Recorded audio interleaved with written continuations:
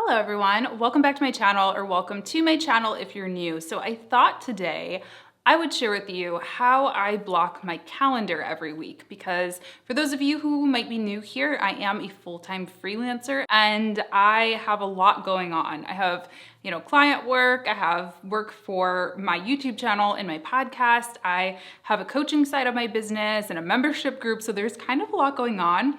And the way that I'm able to successfully, fulfill all of those tasks is through blocking my calendar. So let's head into it. Google Calendar, it's free to use. It syncs up right to my phone, so I really enjoy using it. And the first thing that I do every single week, I usually take a look at my calendar and block it out like on Sunday nights or Fridays, the week before, and I plan ahead for the following week. So I will first look at any self-serve kind of meetings that were put onto my calendar from the week prior. So for my agency website, James and Park, folks can go ahead and schedule a discovery call with me or someone on the team to learn about the services that we have for them. This is just pretty much open to the public. Anyone can do that. There are some pre-qualifying questions that they have to answer. It is done through Acuity scheduling. So if anyone is looking for a solution like that, it's similar to like a Calendly, but I just like Acuity scheduling personally a little bit better. So with that, I have defined certain days and times that discovery calls can be scheduled for, which we'll talk about in a second. But it's kind of a surprise, right? Like when they get scheduled, some weeks I'll have a bunch, some weeks I'll have less, some weeks I'll have none. So I try to monitor that. The good thing about Acuity is they do send out an email every time you're booked. So that way, every single time I get an email the week prior, I will look at that calendar and I'll kind of be monitoring it. And I'll say, okay, I have like three discovery calls scheduled for this one day. So what I'm gonna do now is block out the rest of the day because I don't wanna get overwhelmed. Like once I start to have 3-4 calls, no matter what they are in a day, I start to get burnt out, even if they're only 15 or 20-minute calls. So I just put a physical calendar block on my calendar. And what that does is it's connected to my Acuity scheduling, and it lets people know that they cannot schedule on that day. So you just click on a time block, you drag it down, and you make sure that it's toggled to busy. You can also do a block where you're still showing as free, so it's maybe just a visual block for you yourself to see.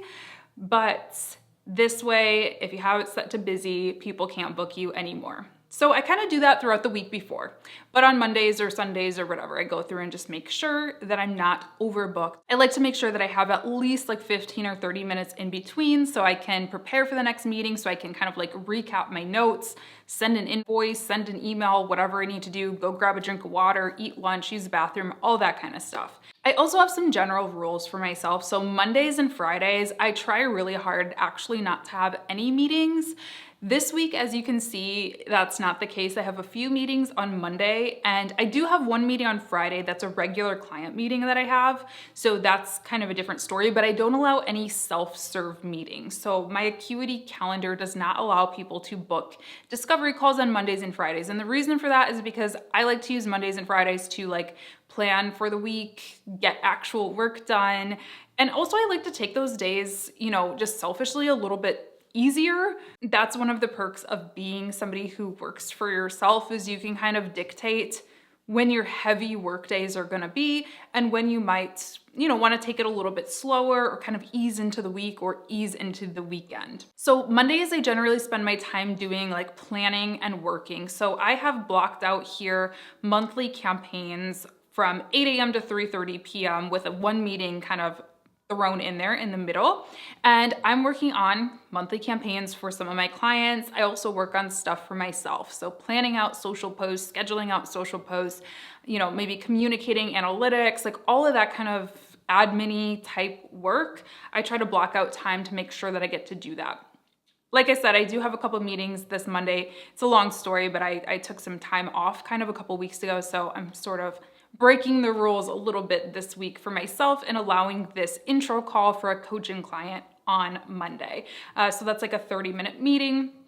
in between. I also have a client meeting, and then I actually have a personal meeting towards the end of the day.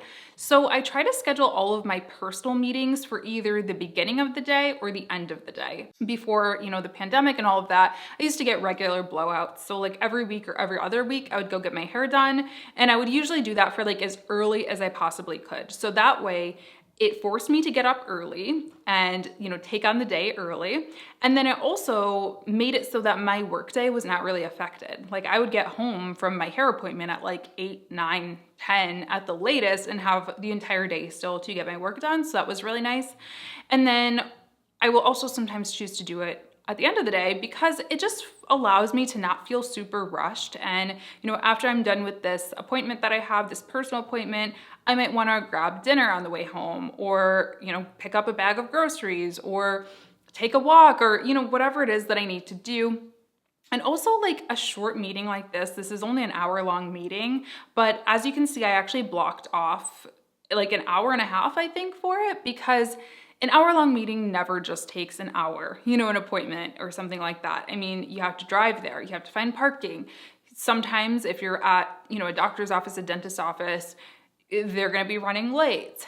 Maybe you have to go to the pharmacy afterwards. Then you have to drive back. You have to, it's like this whole thing. So if I were to have that scheduled for the middle of the day, it tends to really throw off my day. Now, I also have kind of a color coding schedule for these meetings. So this is what really helps me out on my Google Calendar is having the color coding because it kind of trains your brain to like start to visualize what your workload is like. And as you can see, as I start filling in this calendar with color coding, I am very meeting heavy. And like I said, I'm definitely overbooked. Like this is definitely an example of a calendar that is overbooked because there's not a ton of time for me to actually do my work. And that is something that hopefully after this week is going to be solved. I'm still kind of playing catch up on things.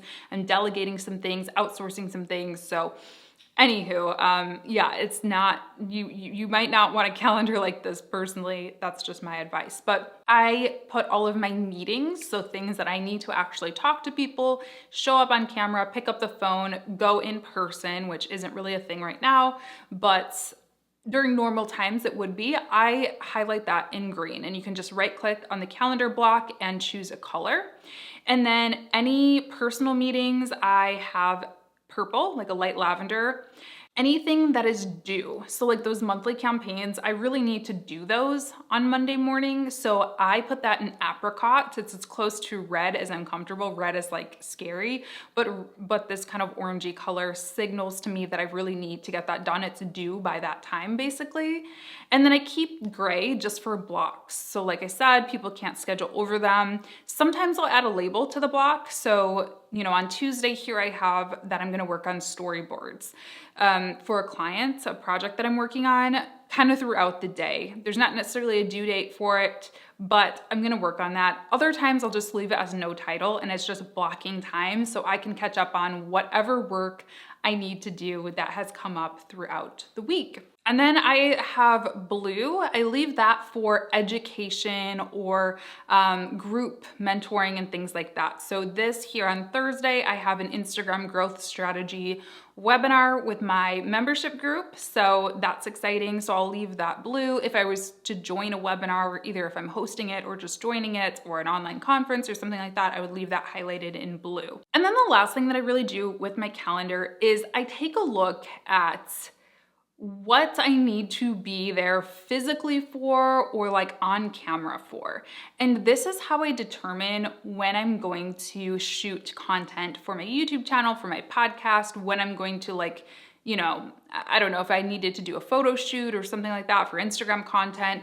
I really try to block all of those things together if I can so that I can minimize the amount of days, the number of days that I have to get full on ready, which I know might sound like a little silly to people who maybe don't wear makeup or whatever, but it's exhausting. And like getting ready for like YouTube or videos is such a different process than getting ready to go into an office. When I went into an office, I was like super simple, but getting ready for camera is a different story. So anyway, I take a look. So it's like, Wednesday I have 1, 2, 3, 4 face-to-face Zoom meetings. So I'm going to definitely have hair and makeup done and, a cute outfit put together that day. So since I have some time in the morning and in the afternoon, I'm gonna record podcasts. I'm doing all video podcasts this season, coming soon, I think coming next week, so stay tuned for that. So I put, I added that to the calendar block. Hopefully I'll be able to get 1 or 2 recorded that day while I have my hair and makeup done. And then, Friday, that meeting that I have with a client, that's not usually a video call. It's just like a regular phone call. So I'm actually going to continue to have that day blocked off, and I'm going to do work that I can do without hair and makeup. So I'm going to stay cozy that day and just allow myself to sit at my desk in yoga pants or whatever I want to do, unless something, comes up where I have to be on camera, but hopefully I will not have to. I do sometimes do work on the weekends as well. Like I'm actually filming this video on Sunday, and I usually don't put that on my calendar just because it starts to get really overwhelming. I don't know. I just personally don't like that method for me.